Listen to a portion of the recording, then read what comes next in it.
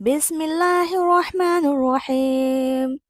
شروع اللہ کے نام سے جو بڑا مہربان اور نہایت رحم کرنے والا ہے۔ اذا زلزلت الارض زلزلہا، جب زمین پوری طرح جھنجھوڑ دی جائے گی۔ واخرجت الارض اثقالہا، اور زمین اپنے بوجھ کو باہر نکال پھینکے گی۔ وقال الانسان ما لہا، انسان کہنے لگے گا کہ اسے کیا ہو گیا۔ اسے سے مراد ہے زمین، یعنی دہشت زدہ ہو کر انسان کہنے لگا اسے کیا ہو گیا، یہ کیوں اس طرح ہل رہی ہے اور اپنے خزانے اگل رہی ہے۔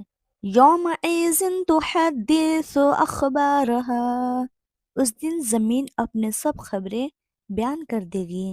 اس کی خبریں سے مراد یہ ہے کہ جس بندے یا بندی نے زمین کی پشت پر جو کچھ کیا ہوگا اس کو گواہی دے گی، کہے گی کہ فلاں فلاں شخص نے فلاں فلاں عمل کیا، فلاں فلاں دن یہ گناہ کیا۔ بِأَنَّ رَبَّكَ أَحْوَالَهَا، اس لیے کہ تیرے رب نے اسے یہ حکم دیا ہے، یعنی زمین کو یہ قوت گواہی اللہ تعالیٰ نے عطا فرمائے گا، اس لیے کہ اس میں تعجب والی بات نہیں ہے۔